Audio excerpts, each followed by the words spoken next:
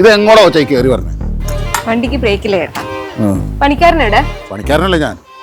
ചേട്ടനല്ല അവൻ. ഓ അച്ഛനെ നല്ല സാധനം കൊടുക്കോ? എടോ, ഈ വണ്ടിക്ക് എന്നും പ്രശ്നമാണല്ലോ. അത് നീയല്ലേ വണ്ടി ഓടിക്കുന്നത്? താനല്ലേ നന്നാക്കുന്നേ? നിന്റെ അച്ഛൻ ഓടിച്ച് നശിപ്പിച്ചായിരിക്കും. എന്റെ അപ്പൻ ഓടിച്ചപ്പോഴേ വണ്ടിക്ക് ഒരു കുഴപ്പമില്ലായിരുന്നു.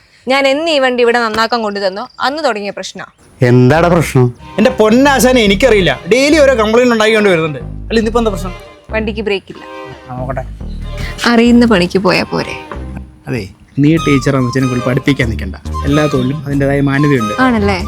ആ സർട്ടിഫിക്കറ്റ് ഒക്കെ എടുത്ത് ഉള്ളി വെച്ച് ഈ ഗ്രീസിൽ കിടന്നിട്ടുണ്ടെങ്കിൽ അവരെല്ലാം ആവശ്യമുണ്ടോ? എനിക്കില്ലാത്ത അവലാതി എന്തിനാ നിനക്ക്? ശരിയാ, എനിക്ക് നിന്റെ സൂക്കേടാ ഇത്രയും കാലം ഒരുത്തന്റെ പുറകെ നടക്കാൻ. ഞാൻ പറഞ്ഞു പുറകെ നടക്കാൻ ഇല്ല, അതും എന്റെ തെറ്റാ. വിളിച്ചാലും ഫോൺ എടുക്കത്തില്ല, കാണാനും വരത്തില്ല. പിന്നെ ഓരോ കാരണം ഉണ്ടാക്കിയിട്ട് ഇങ്ങോട്ട് വരുന്ന എന്നെ പറഞ്ഞാൽ മതിയല്ലോ. എടി, നീ എൻ്റെ അവസ്ഥയൊന്നും മനസ്സിലാക്കുക. ഇത് വീടില്ല, ആ പട കടത്തിലാണ്. നിന്നെ കെട്ടിയിട്ട് എന്നോട് കൊണ്ടുപോകും. കല്യാണം കഴിക്കാൻ ഞാൻ പറഞ്ഞോ? ഉള്ളിലൊരു ഇഷ്ടമുണ്ടെങ്കിൽ അതൊന്ന് തുറന്ന് പറഞ്ഞാൽ പോരെ? ആഗ്രഹമുണ്ട് എല്ലാവരും പോലെ ജീവിക്കണം എന്നൊക്കെ, പക്ഷെ പറ്റണ്ടേ? ആ, ആഗ്രഹം വെച്ചോണ്ട് അവിടെ ഇരുന്നോ. എനിക്ക് ട്രാൻസ്ഫർ വന്നു. 2 മാസം കഴിയുമ്പോഴേ ഞാൻ അങ്ങ് പോകും. പിന്നെ ഈ ഡെയിലി വന്ന് ശല്യപ്പെടുത്താനൊന്നും ഞാൻ ഉണ്ടാവത്തില്ല. ഞാൻ അങ്ങോട്ട് വന്നാലോ? തമാശക്കല്ലേ? തമാശയായിട്ട് വന്നു. എടി, നീ എന്തായാലും ഇത്രയും കാലം വെയിറ്റ് ചെയ്തല്ലേ, ഒരവസരം കൊടുക്കാം. ഞാൻ പോവാ. എൻ്റെ വണ്ടി കംപ്ലൈന്റ് ഒന്നുമില്ല. അതെ, ഒരു മെക്കാനിക്കിന് ഒരു പെണ്ണിന്റെ അന്തസ്സായിട്ട് നോക്കാനൊക്കെ പറ്റും. ആണോ?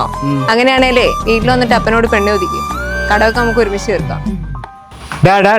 മധുര വിചാരിച്ചത് വണ്ടി ശരിയാക്കാൻ നോക്കടാ.